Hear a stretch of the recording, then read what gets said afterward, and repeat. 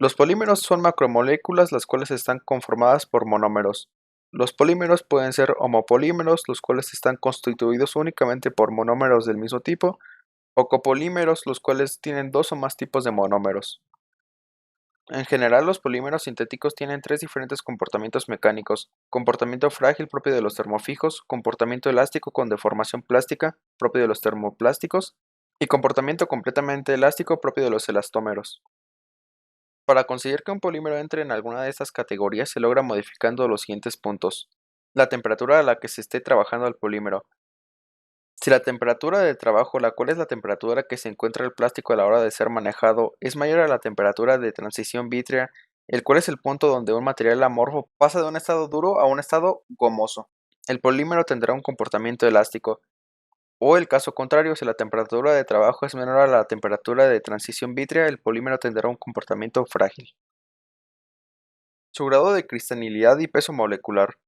Con un bajo peso molecular y un porcentaje de cristalinidad pequeño obtendremos ceras o parafinas, y con altos pesos moleculares y un porcentaje de cristalinidad grande obtendremos plásticos. Estirado y laminado. De forma equivalente al de endurecimiento por deformación en los metales, a los polímeros se les puede aplicar este tipo de tratamientos para obtener un endurecimiento o rigidizarlo. Sus dos clasificaciones principales serían los polímeros que se encuentran directamente en la naturaleza. Ejemplos de ellos podrían ser los polisacáridos, que están constituidos por monosacáridos, los cuales se unen repetidamente mediante enlaces glucosídicos, como lo son el almidón y la celulosa. También está el hule natural proveniente del látex de la corteza de ciertos árboles, o incluso el ADN y las proteínas estarían en la clasificación de polímeros. Polímeros sintetizados que se encuentran muy fácilmente en nuestra vida cotidiana, como el polietileno, que se usa para hacer bolsas plásticas de todo tipo, el polipropileno, que se encuentra en nuestros vasos de plástico o incluso en piezas de automóvil, el polistileno, los hules sintéticos, etc. Para finalizar, mencionaré sus principales procesos de conformado. Extrusión. Este sistema funciona de la siguiente manera. Los gránulos de plástico entran en el sistema de alimentación. Estos pasan al tornillo sin fin. Mientras estos gránulos se van derritiendo a causa de las camisas calefactoras, estos gránulos se van desplazando por el movimiento giratorio del tornillo hacia el cabezal, donde el material pasa a unos moldes que le dan forma. Más tarde se refrigeran y obtienen su forma definitiva, resistente y rígida. Este método solo se puede utilizar en aquellos casos donde los extremos de los objetos estén cerrados o abiertos. En el caso de que solo uno de los extremos esté abierto o cerrado, no funcionará. Por ejemplo, en tuberías, mangueras, marcos de ventana, etc. Inyección. Este método es utilizado para formas más complicadas y de medidas diferentes, como por ejemplo vasos, platos, carcasas móviles, etc. Al igual que en el caso anterior, este método no puede ser utilizado cuando uno de los extremos está abierto y el otro cerrado.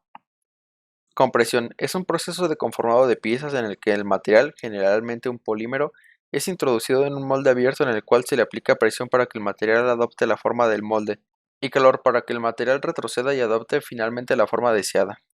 Soplado. Se introduce un tubo de plástico en un molde con el método de extrusión, y a continuación se inyectará aire a presión en el plástico por lo que se adhiere a las paredes del molde, que posteriormente se deja enfriar, para que se solidifique y se separe del molde para que caiga la pieza en cuestión. Modelado al vacío. Este método se utiliza para la creación de vasos, platos, máscaras y todo aquello que tenga unas paredes muy finas.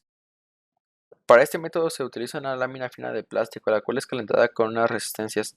Debajo de esta lámina de plástico se encuentra un objeto del cual se quiere adoptar su forma. Luego la lámina de plástico caliente cae sobre el molde.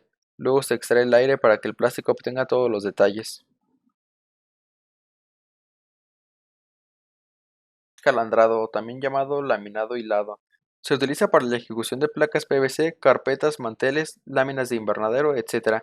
Consisten en introducir los gránulos de plástico procedentes de una tolva en el interior de una calandra, que es un conjunto de rodillos donde, según el grosor que haya entre estos, se obtendrán láminas de plástico de distintos grosores listos para su uso.